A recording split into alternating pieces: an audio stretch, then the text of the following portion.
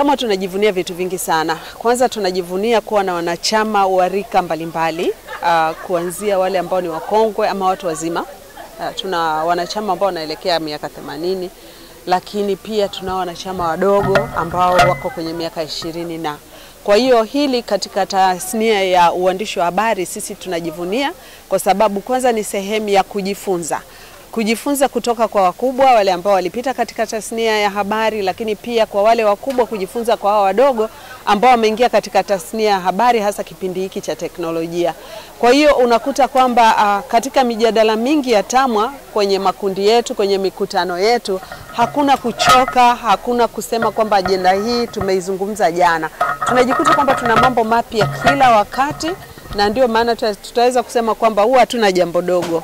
Kila jambo ambalo tunalifanya, kwa sababu wabunifu ni wengi katikati yetu, linakuwa jambo kubwa na jambo zuri. Kwa mwaka huu kwa kweli, hasa ikiwa ni mwaka wa uchaguzi, kitu ambacho tulikuwa tunakifuatilia ilikuwa kuangalia ni namna gani masuala ya uchaguzi ama mijadala ya uchaguzi inavyoweza kwenda bila kutweza utu wa mwanamke. Lakini wakati tukiwa tunafurahia kwamba teknolojia ni jambo jema, teknolojia inaleta maendeleo, kuna biashara, wanawake wengi wanafaidi kufanya biashara mitandaoni, lakini pia wanajifunza kupitia mitandaoni, wanawake na wasichana. Tunaona kwamba pia ule udhalilishaji ama ukatili wa kijinsia umeingia mitandaoni, na unapoingia mitandaoni umekuwa ukiwakumba wanawake maarufu, lakini pia na wanawake wanasiasa. Sasa kwa mwaka huu wa 2025 ambako tunaelekea katika uchaguzi mkuu wa madiwani wa bunge na rais hapa Tanzania, tunawaomba wa Tanzania kwamba wapingane kwa hoja. Siasa bila kutumia matamshi ambayo ni ya chuki inawezekana. Sio lazima utumie matamshi ya chuki ili uweze kushinda ama ili uweze kuonekana kwamba wewe ni kiongozi mzuri.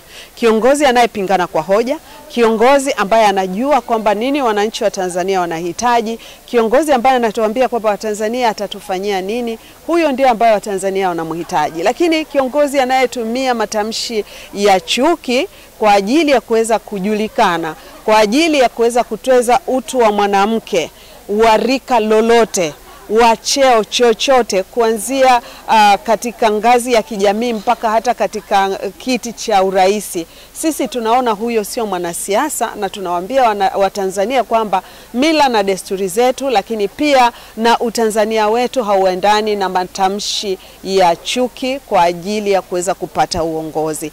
Kwa yale mafunzo ambayo niliyapata TAMWA na harakati zile ambazo nilijifunza nikiwa TAMWA, niliweza kufanya kampeni ya kuhakikisha watoto wote ambao wanatakiwa kuwepo shuleni wanarudi shuleni. Na nilifanya kampeni hiyo kwa kuwashirikisha wazazi na viongozi wote kuanzia ngazi za vijiji mpaka wilaya. Na tulifanya kampeni ile ya kuwatafuta watoto popote walipo. Wengine walikuwa wameshaenda Tanga mjini, wengine walikuwa Iringa, wengine yani sehemu zote Tanzania watoto walikuwa wamesambaa wakifanya kazi mbalimbali za ndani. Sasa nilichofanya mimi, nilikuwa nawachukua kwenye mtoto ambaye hayupo shuleni, na wachukua wazazi wote wawili. Kwa hiyo namshikilia mzazi mmoja, nasema mzazi mwingine nitamwachia mtoto atakaporudi. Kwa hiyo ilikuwa mzazi mwenzie hawezi kumwacha mzazi mwenzie akae kule, anahakikisha kama yuko Iringa atahakikisha anamfuata, anamrudisha. Kwa hiyo niliweza kurudisha watoto kama 400 hivi shuleni ambao walikuwa wameshaondoka kwenda kufanya shughuli mbalimbali. Kwa hiyo ni kutokana na malezi na mafunzo ambayo niliyapata TAMWA.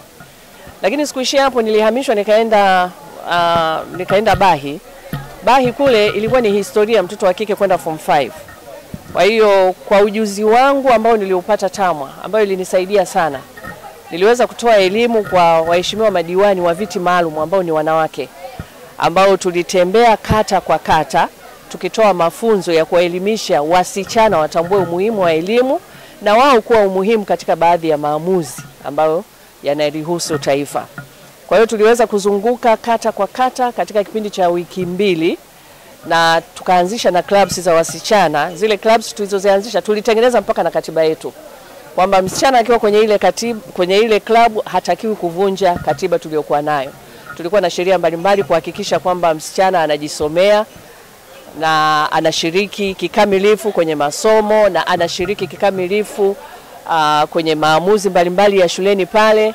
Asiwe mwoga, atambue anataka kufanya kitu gani, kwa sababu watoto wengi wa kike walikuwa hawawezi, yani yuko shuleni lakini ukimuuliza wewe huko hapa form 1, wewe unataka kuwa nani? Haielewi.